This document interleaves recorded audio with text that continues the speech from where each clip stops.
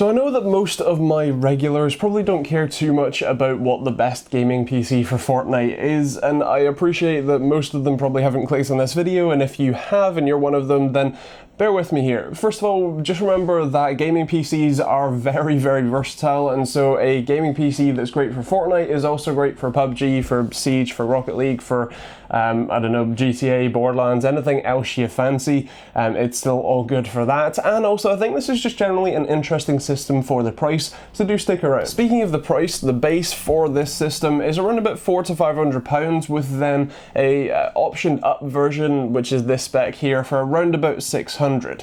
Now the recommended spec I would give you is actually a little bit more, around about 640, 650, but if you do want to take a look, there's a link in the description down below where you can check out all the customization options and what the price ends up with where you want it. So you're probably wondering what the spec is, right? Well, let's run you down that. So first of all, the case they're using is a Cooler Master Masterbox Lite 3.1, I believe, with then a generally pretty nice case actually. It's the M80X version, so it's pretty small, and while it does have the sort of tempered glass fake panel, so plexi on the side with the same kind of really naff mounting method, it's overall a pretty stylish case. Got a sort of frosted, or I guess a tinted front where it slightly hides the two red 120mm fans up there, and then there's another red 120mm fan in the back as well. In terms of the spec of the hardware, you've got an AMD Ryzen 2300X, which is an impressive quad-core CPU. It's still 4 threads, but it does a really good job at gaming, especially at this sort of kind of price point, and especially if you want to do anything else productivity-wise, video editing, 3D modeling, or anything else, it still does a pretty decent job too. In terms of the motherboard they're using, it's an ASUS A320M-K board, which means there's no overclocking available. They're also using the stock cooler, the stealth cooler that comes in the box, which actually does a pretty decent job. It kept the 2300X below, I think, 60 degrees, and it was fairly quiet, so that's all good. In terms of the RAM, they're using Corsair Value Select. It's an 8GB set, although it's two 4GB DIMMs, and because this board only has 2 DIMM slots available, if you want to upgrade your RAM, you're going to have to just outright replace all of it instead of being able to add extras, but of course it's DDR4 RAM, so you can just replace it, and you can probably sell it for a decent amount anyway, so if you do want to upgrade, it's possible. In terms of the graphics card, we have an ASUS Strix RX 570. It's the 4GB card and does a pretty good job, especially at 1080p, as we'll see in a second, but generally I do recommend the card at this sort of price point. In terms of the power supply, we've got a Cooler Master Masterwatt Essentials 500, which is a good but cheap power supply, and then the configuration I have has an ADATA SU6500 240GB SSD and no hard drive, but if you're gonna get this, I would recommend the same SSD, but with at least a 1TB hard drive added as well. Of course, you do still have a genuine copy of Windows, which is important for some people who don't want to go sort of grey market and get keys on Amazon or whatever, but if you're interested, as I said, feel free to take a look at the link in the description to configure it how you want to, as there are a few options available. So now you know what's inside the system, let's take a look at how well it performs. Because this system is labelled as a Fortnite gaming PC, and obviously this video is labelled as like best Fortnite gaming PC or whatever, I'm going to focus on the Fortnite result, but at the same time I'm also including PUBG and Rocket League as well, just to give you a bit of a comparison and see how well it does in other games too. So as I said, starting off with Fortnite, on 1080p on Epic settings, we're looking at 75 FPS average, which is great to see. You're looking at a minimum of 50 and a maximum of 101, so very smooth gameplay overall and just very responsive.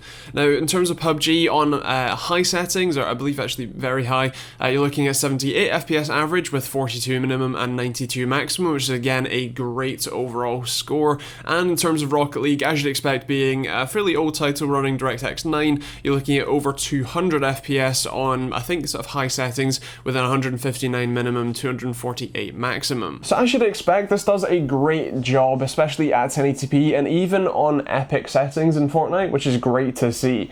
While I'm someone who doesn't play Fortnite itself, I can highly recommend it, as the gameplay experience was very enjoyable. Of course, with the AMD card in here, you're actually going to get a few benefits that you wouldn't get with the Nvidia cards at a similar sort of price point, which is that the majority of monitors you buy these days, especially in the budget side of things, all tend to have FreeSync now, which means you actually get an even smoother gaming experience, even if your FPS isn't quite as high, which is very nice to see. Now, of course, in terms of the pricing, as I mentioned at the start, you're probably going to be able to go on a PC part picker and select all of these parts and get them for a bit cheaper than if you buy this system. That's generally the case anyway, but bear in mind that this is a pre-built system and a lot of people don't want to build a PC. They either don't know how to and don't want to learn, or and don't trust themselves, or at very least just don't have the time to, so they're generally happy to buy a pre-built system, and also they do get the benefit of a full system warranty. If anything goes wrong, they can just send it back and have it fixed,